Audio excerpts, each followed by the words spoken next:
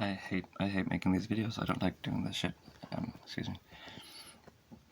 I don't like your species. I don't like your people. God still does, to some extent, mercies extend my capacity. So I'm still doing what I have to do. Basically, because my day falls to shit if I'm not constantly trying to save you. And if I just go down to the shop and stuff, I start getting hexed and tormented because I'm not constantly trying to save your unworthy, sorry ass rattles. I don't even have much to say, to be honest. I'll bring you down to the kind of essence of it. You had a great reset. Yeah, everyone's talking about great reset, a power reset. And it happened about 7-8 years ago now. That was me. It's like a King David thing. There's a kid out there who thinks something really clever, and it's recognised by people. It's accidentally occurred, and people recognise that he's did it. But it's called stealing the crow or scrow. Stealing the crow.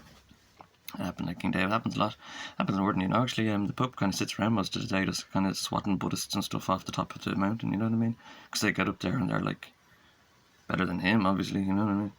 And he just spends the time trimming everything down like a garden, keeping everyone down.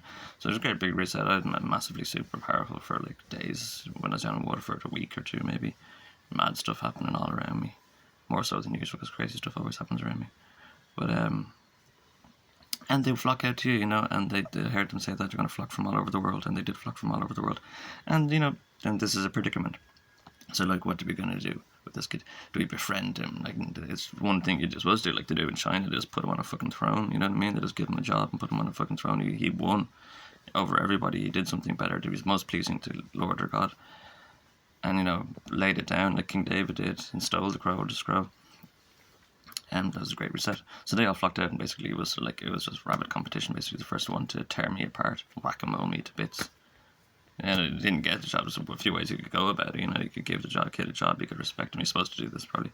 King David, he was supposed to be, and then Saul didn't want to respect him, so he just coveted him, and he brought him, and kept him there. I didn't even get that. You know, I was just actually destroyed. I was just torn apart by everybody, like wolves, savages, just torn apart, and then just left behind.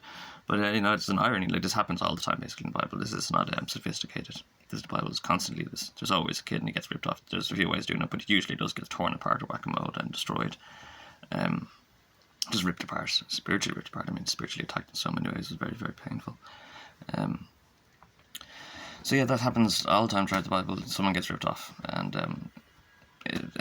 all the time, every occasion. So that's why it's even in the prophecy of the revelation of Jesus Christ that he's going to be ripped off. You're going to be looking for someone.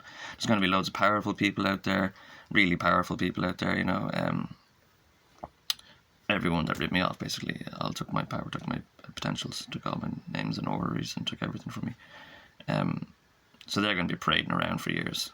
And you're going to think there, you know, it's Damien Rockefeller, it's Stephen Rockheimer, Stephen something, Noel Vandenbergs, you know, the Pope and presidents, and everybody, politicians are all ranked.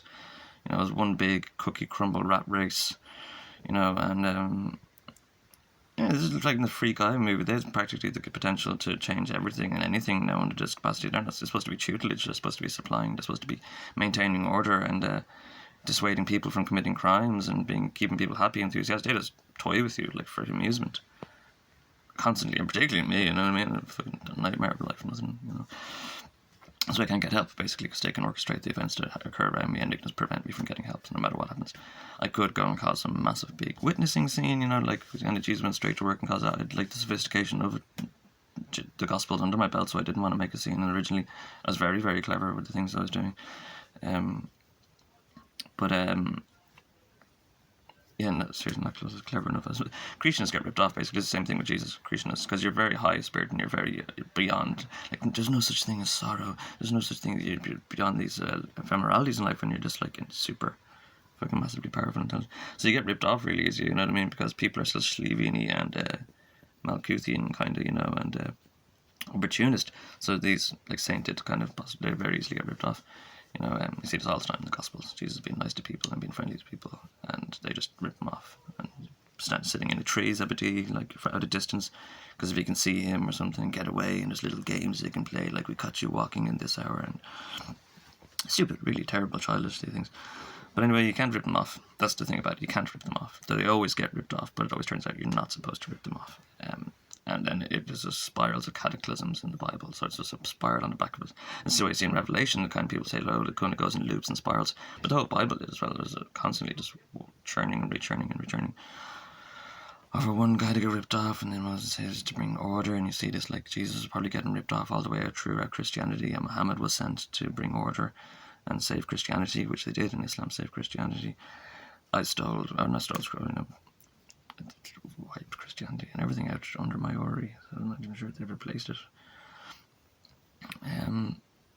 So yeah, they necessarily get ripped off, and it's in Revelation that he'll not necessarily get ripped off. He'll be looking for somebody that's, I don't know, you're not going to find them in the temple, basically, being renamed and hidden and concealed and framed horrible things, monster raper, state raper or something, murderous, I don't know, I'm a celibate, Taoist, vegan, you know what I mean, none of these things, but that's the same thing that happened to all of them. So Jesus saved John the Baptist because, he was ripped off and probably had the same thing going on. They made him stink, and they made him a threat to society kind of thing. They made him problematic when he's walking around, because everywhere I walk around, they're constantly messing with anybody that's in my field of perception, or if I'm in their field of perception, or else have a radius. So they're killing loads of kids in my area constantly all the time. I had a big problem with this. The police, because they don't believe me. Just because they're in my area and stuff, and they see me, and then they go killing kids. And death camp. An open air death camp, and believe me, I appreciate it. That's great. These flies just constantly appear, people in my mind. So you can appreciate why I hate the world, because it was, 8 years now, and anybody that came into the temple, well, it's not everybody, okay, because it's like the Pied Piper. Opportunists and terrible people cling on, and they're amused, and good people just mind their own business and carry on, probably, and like forget all about it. So it's like Pied Piper, like all the terrible people, all the rats followed me out. Humorously play a flute and drown them all. But they might drown everybody. Look around, everyone's drowning. Everyone absolutely is drowning. We flooded from the flooding. When he flooded my order, he flooded me. And it's in 7 years, so they only began to flood me at the end of the first year entirely, and now you're only seeing the flooding on the world. It probably will go to something like Moses level flooding, you know what I mean? And God might ask me or someone to build a big thing, and I'll be like, no, fuck that, man. I was like, I haven't got the energy now, man. 7, 8 years of this jihad sitting there. You want me to go build an ark, or a big boat? Like, nah, man, no. I couldn't go, bro. So don't ask me to do it anyway, G. Excuse me. But it probably will get to flooding on that level of disaster. You won't see the torment and unbelievable torment that I got put through towards the end of the years, the 7 years. My brain got destroyed. They destroyed my brain. Vacuumed up and bleach, paraparadiol, chemical lobotomy, destroyed my brain. It was so bad. It was horrible. Yep.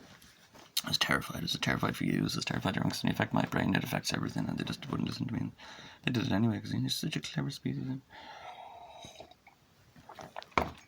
So you've done it before, you're doing it again. You have a book full of this stuff. Jesus said, forgive them, for they don't know what they're doing. And you got 2,000 years of Gideons and Gospels and Bibles. 2,000 years, and now I can happily say they know exactly what they're fucking doing, and judgment upon them. I'd be happy to talk about things on request. I just don't know what to talk about if you have any questions, but nobody fucking writes to me, and if they do, they probably get deleted. puppynutter@gmail.com. If the comments disappear and stuff, I couldn't give a fuck, spam and destroy me probably as well, probably on top of everything else. Yeah, I have nothing else to say. Donkey balls, right? Peace out.